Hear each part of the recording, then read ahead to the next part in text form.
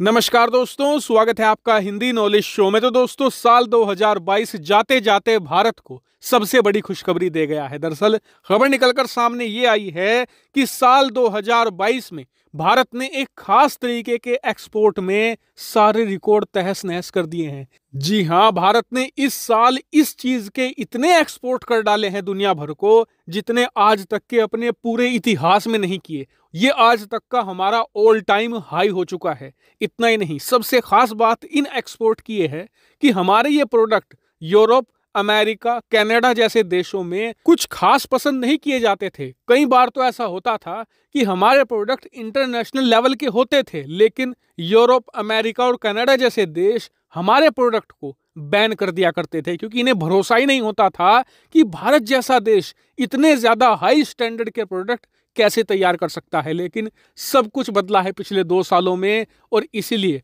भारतीय एक्सपोर्ट की तकदीर भी बदली है। लेकिन ये एक्सपोर्ट हैं किस चीज के, और भारत ने कौन सी तिकड़म लड़ाई कि भारत के एक्सपोर्ट ऑल टाइम हाई पर जा चुके हैं, सब कुछ आपको इस वीडियो में डिटेल से बताने जा रहा हूं। चलिए बिना समय व्यर्थ किए वीडियो को शुरू करते हैं। तो दोस्तों, पूरा मामला कुछ ऐसा निकलकर सामने आया है कि भारत ने इस पूरे फाइनेंशियल ईयर में जो शुरू हुआ था 1 अप्रैल 2022 से और खत्म होगा 31 मार्च 2023 को, तो इस पूरे फाइनेंशियल ईयर के शुरुआती 8 महीनों में, यानी कि अप्रैल से लेकर नवंबर के बीच में रिकॉर्ड तोड़ एक्सपोर्ट किए हैं। जी हां, इन 8 महीनों में भारत ने लगभग 16.57 बिलियन डॉलर का एक्सपोर्ट किया है। ये बहुत ही इंप्रेसिव नंबर है, लेकिन असल खेल तो अभी शुरू हुआ है। दरअसल जो फार्मेक्सिल है, यानी कि फार्मास्यूटिकल एक्सपोर्ट प्रमोशन काउंसिल, उन्होंने ये बताया है कि इस फाइनेंशियल ईयर को खत्म होने में अभी कम से कम 3 महीने बाकी हैं, यानी कि जनवरी, फरवरी और मार्च का महीना। और इन महीनों में भारत इतना एक्सपोर्ट करने वाला है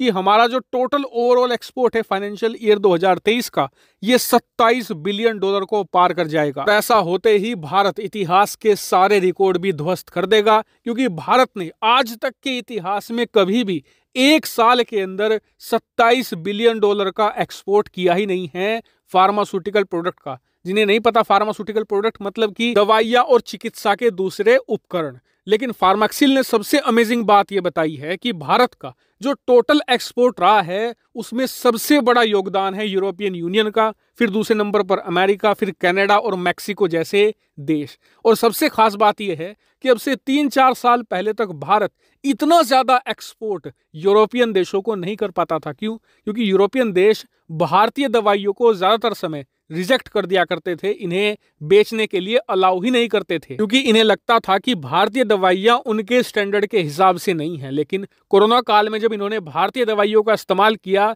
तब इन्हें पता चला कि भारत की दवाइयां सस्ती भी हैं और उतनी ही इफेक्टिव हैं जितने की यूरोप की महंगी दवाइयां। और तभी से भारत का एक्सपोर्ट यूरोप में तेजी से बढ़ा है।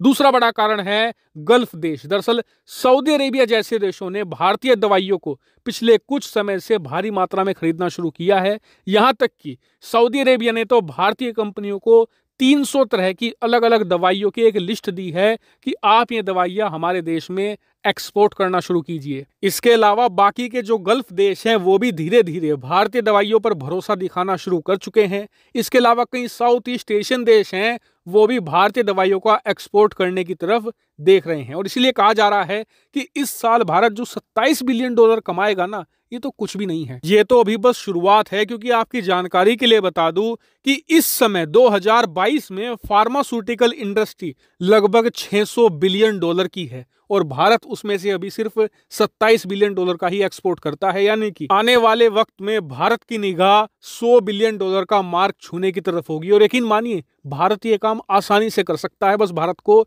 एक चीज करनी है, वो ये कि यूरोपियन यूनियन के साथ फ्री ट्रेड एग्रीमेंट करना है। क्योंकि अगर ऐसा हो जाता है, उसके बाद यूरोपियन देश भारतीय दवाई कंपनियां और भारतीय जितने भी चिकित्सा उपकरण हैं, उन पर ना तो टैक्स लगा पाएंगे, ना ही प्रतिबंध लगा पाएंगे। इससे भारतीय फार्मा इंडस्ट्री को बहुत बड़ा बूस्ट मिलेगा, और फिर भारत 100 बिलियन का मार्क छू सकता है आने वाले कुछ ही सालों में। हालांकि इस पर आपका क्या मानना है, कमेंट करके जरूर बताएगा। Thank you very much for watching video.